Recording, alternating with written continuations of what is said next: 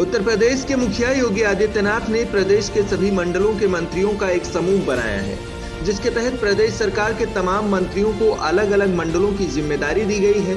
CM योगी के इस फरमान के मुताबिक प्रभारी मंत्री सप्ताह में 2 दिन तक मंडल में रहकर सरकारी योजनाओं को धरातल पर उतारने और उनके पुख्ता इंतजाम की जांच करेंगे। इसी के तहत प्रदेश सरकार में कैबिनेट मंत्री और बरेली के प्रभारी मंत्री नंद गोपाल नंदी शुक्रवार को बरेली पहुंचे, जहां मंडलीय समीक्षा बैठक के बाद जिम्मेदार अफसरों को जरूरी दिशा निर्देश दिया। इसके बाद कोविड के बढ़ते खतरे को ध्यान में रखते हुए मंत्री नंद गोपाल नंदी ने जिले के कोविड कमांड सेंटर का भी निरीक्षण किया। हर मंडल पे एक कैबिनेट मंत्री, 2 राज्य मंत्री, कहीं कहीं 1 राज्य मंत्री। हमारे साथ हमारे बहुत ही सीनियर वरिष्ठ राज्य मंत्री भाई कश्यप जी, भाई ब्रजेश सिंह जी, ये हमारी टीम है।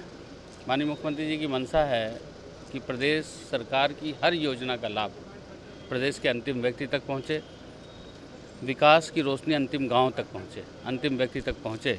इसके लिए लगातार सरकार काम कर रही है। अभी हमने अधिकारियों से बहुत डिटेल में समीक्षा की है।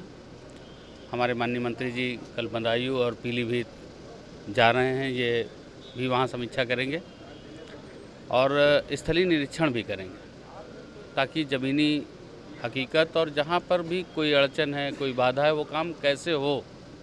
पॉजिटिव एनर्जी के साथ, पॉजिटिव सोच के साथ हम लोगों को काम करना है। और प्रदेश, उत्तर प्रदेश 2017 से 2022 में उत्तम प्रदेश बना है। अब सर्वोत्तम प्रदेश कैसे बने, इसके लिए हम लोग काम करेंगे। प्रदेश के मुखिया की तरफ से दी गई जिम्मेदारियों का निर्वहन प्रदेश के हर प्रभारी मंत्री को मंडल में मौजूद रहकर करना है। मतलब 2 दिन तक खाना दाना सब मंडल में रहकर करना होगा। इन्हीं जिम्मेदारियों का निर्वहन करने बरेली पहुंचे प्रभारी मंत्री ने गांव में रात्रि विश्राम किया, वहीं जमीन पर बैठकर खाना भी खाया। डेली इंसाइडर से बातचीत के दौरान मंत्री ने कहा कि सरकार की मंशा सभी योजनाओं को प्रदेश के अंतिम व्यक्ति तक सुचारू रूप से पहुंचाना है। इसके लिए सरकार पूरी तरह प्रतिबद्ध भी है और प्रदेश स्तर पर मंत्रियों के समूहों का गठन कर इसे तेजी से जमीन पर उतारने का काम भी किया जा रहा है। हमारे साथ कैबिनेट मंत्री नंद गोपाल नंदी जी मौजूद हैं, जिन्होंने कि यहाँ पे आज भरतौल गांव में रात्रि विश्राम किया और स्थलीय निरीक्षण कर रहे हैं। सर, यहाँ बरेली आए हैं, आज ने रात्रि विश्राम किया था और स्थलीय निरीक्षण कर रहे हैं, क्या कहना चाहेंगे? देखिए, हम सबका परम सौभाग्य है, इस देश ने 2014 से जो अंगड़ाई ली है, प्रधानमंत्री पद के उम्मीदवार के रूप में आदरणीय प्रधानमंत्री नरेंद्र मोदी जी जब आए 2014 में, इस देश ने झूम करके वोट दे करके और उत्तर प्रदेश ने गजब किया। 80 में से 73 सीट, 90% से ज़्यादा वोट दे करके उत्तर प्रदेश में भारतीय जनता पार्टी की सरकार बनाई। देश में भारतीय जनता पार्टी की सरकार बनी और 2014 में इस देश की बागडोर एक मजबूत हाथों में आई। 2014 से लेकर 2017 तक जो प्रधानमंत्री जी ने काम किया,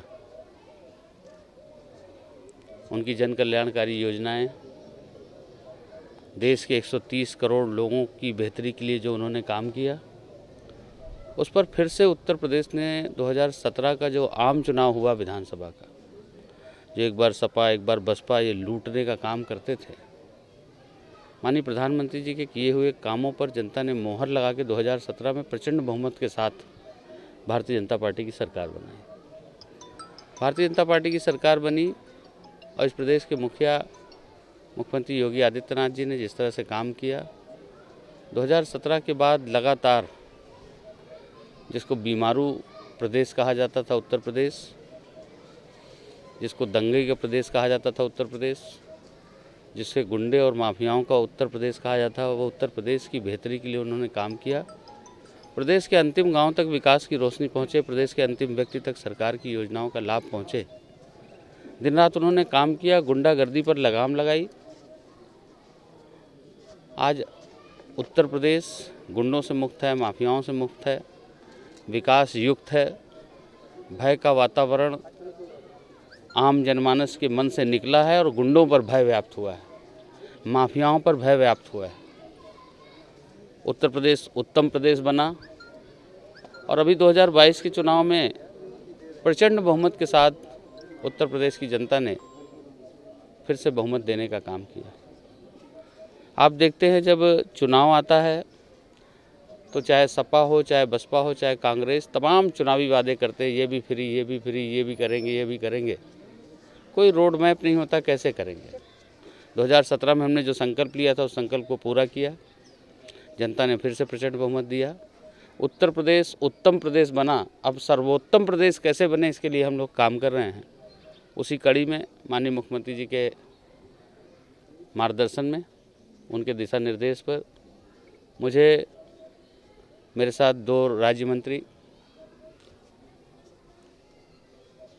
एक स्वतंत्र प्रभार और एक राज्य मंत्री की टीम बनाकर बरेली मंडल का प्रभारी बनाया गया है।